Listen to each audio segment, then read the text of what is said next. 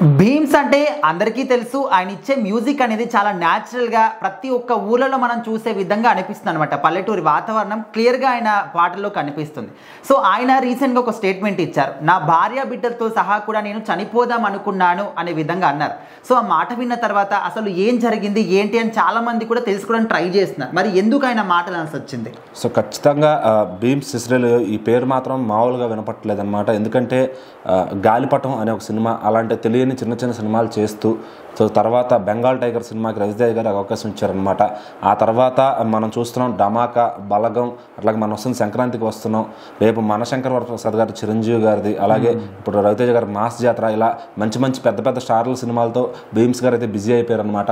So ఏది పట్టినా బంగారం అవుతుందంటారు కదా, ఆ విధంగా జరుగుతుందని చెప్పుకోవచ్చు. భీమ్స్ గారు మ్యూజిక్ ఇస్తున్నారంటే ఎగబడి తీసేసుకుంటున్నారు. ఎందుకంటే మంచి మాస్ పల్స్ తెలిసిన ఒక మ్యూజిక్ డైరెక్టర్గా ఆయన అయితే ఈరోజు గుర్తింపు తెచ్చుకున్నారనమాట. ఆయన సినిమాలో 5 సాంగ్స్ ఇస్తే అందులో ఖచ్చితంగా 3 నుంచి 4 హిట్ అయిపోతున్నాయని చెప్పొచ్చు. సో మరి సంక్రాంతికి వస్తున్న ఆల్బమ్ ఎలా చేసింది, బలగంలో సాంగ్స్ ఎట్లా ఉన్నాయి, అంతకుముందు ఏ సినిమా చూసినా ధమాకా కూడా మంచి మాస్ సాంగ్స్ పడ్డాయి అనమాట. సో ఇంకా అలా ఆ భీమ్స్ గారి పేరు అయితే మారిమోగిపోతుంది. మరి నిన్న రీసెంట్గా జరిగింది ఫంక్షన్, ఏదైతే మాస్ జాతర సినిమాకి సంబంధించిన ప్రీ రిలీజ్ ఈవెంట్, దాంట్లో భీమ్స్ గారు అయితే మాట్లాడుతూ చాలా ఎమోషనల్ అయ్యారనమాట. ఎందుకంటే ఆల్మోస్ట్ నాకు ఇంటికి అద్దె కట్టుకోవడానికి కిరాయికి డబ్బులు లేవు, పిల్లల స్కూల్ ఫీజుల పరిస్థితి ఏంట్రా అనుకున్నాను. సో తినడానికి కూడా గడవడానికి చాలా ఇబ్బంది పడ్డ రోజులు కూడా ఉన్నాయి నాకు. సో అలా అనుకున్న రోజుల్లో ఇంకా మా ఫ్యామిలీతో అంతా లాస్ట్ వీడియో ఒకటి తీసుకున్నాను, అందరితో మాట్లాడించి. ఇంకా అది అప్పుడు వాళ్ళకి తెలీదు నేను ఆ వీడియో ఎందుకు చేస్తున్నా అని. అక్కడ నుంచి అది చేసుకుని సూసైడ్ చేసుకుని చచ్చిపోదాం అనుకున్నాను. అలాంటి టైంలో నాకు ఫోన్లు కూడా సిగ్నల్ పెద్దగా రాని ఏరియాలో నా ఇల్లు ఉంది. సో అట్లాంటి టైంలో నాకు ఒక ఫోన్ వచ్చింది పీపుల్ మీడియా ఫ్యాక్టరీ నుంచి, రవితేజ గారు ధమాకా సినిమాకి మిమ్మల్ని అడుగుతున్నారు అని చెప్పి.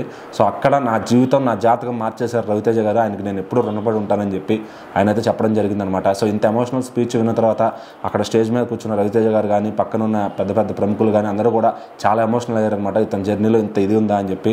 సో ఇంకా ధమాకా ఛాన్స్ ఇచ్చిన తర్వాత నుంచి భీమ్స్ గారు ఎక్కడ ఆగలేదనమాట. సో ఒక టాప్ మ్యూజిక్ డైరెక్టర్స్తో ఈక్వల్గా ఆయన ఈరోజు టాలీవుడ్ ఇండస్ట్రీలో ఉన్నారనమాట. సో ఇంకా కుదిరితే నెక్స్ట్ వేరే వేరే ఇండస్ట్రీస్ కూడా సాంగ్స్ ఏమైనా చేస్తారు. మరి భీమ్స్ గారు అంటేనే మాస్ సాంగ్స్కి కేర్ ఆఫ్ అడ్రస్ అయిపోయారు ఆయన. సో ఇంకా ఎవరన్నా పెద్ద హీరోలు ఇంకా ఛాన్సులు ఇస్తారు భీమ్స్ గారికి, ఖచ్చితంగా మంచి మాస్ అవుట్పుట్ తీసుకోవాలంటే భీమ్స్ గారితో చేయాల్సిందే. సో మంచి డ్యాన్స్ నెంబర్స్ ఇస్తారు, మంచి ఒక మాస్ పల్స్. బలగంలో చూస్తే కనుక ఆ సినిమాకి తగ్గట్టుగా కావాల్సిన మంచి పాటలు ఇచ్చారు. సో ఇంకా అలా చూసినా కూడా ఇంకా నెంబర్ 1గా వెళ్ళిపోయే ఛాన్స్ అయితే చాలా ఈజీగా ఉంది ఆయనకి. ఇంకొక మళ్ళీ చిరంజీవి గారికి ఆల్రెడీ మన మీసాల పిల్ల సాంగ్ సూపర్ హిట్ అయింది, ఇంకా ఆల్బమ్ నుంచి చాలా సాంగ్స్ రావాల్సిందనమాట. సో మరి నెక్స్ట్ 2027లో ఆయన ఫీట్ ఎలా ఉండబోతుంది. సో ఇప్పుడైతే ఇంకా తిరిగి చూసుకోకుండా ఆయన కెరీర్ ఎలా ఉందంటే దానికి రవితేజ గారు కారణం అని చెప్పి మాస్ జాతర ఈవెంట్లో మరి చాలా ఆయనకు రుణపడి ఉంటానని చెప్పి కూడా చెప్పారు. ఇలా రవితేజ గారు ఎంతో మందికి టెక్నీషియన్లకు కానీ, మ్యూజిక్ డైరెక్టర్లకు కానీ, ఫైటర్లకు కానీ, డైరెక్టర్లకు కానీ, కొత్త డైరెక్టర్లకు కానీ ఎంతో ఛాన్సులు ఇచ్చి రవితేజ గారు ఈరోజు ఒక ఇండస్ట్రీలో ఒక మంచి ఇదిగా ఉన్నారనమాట.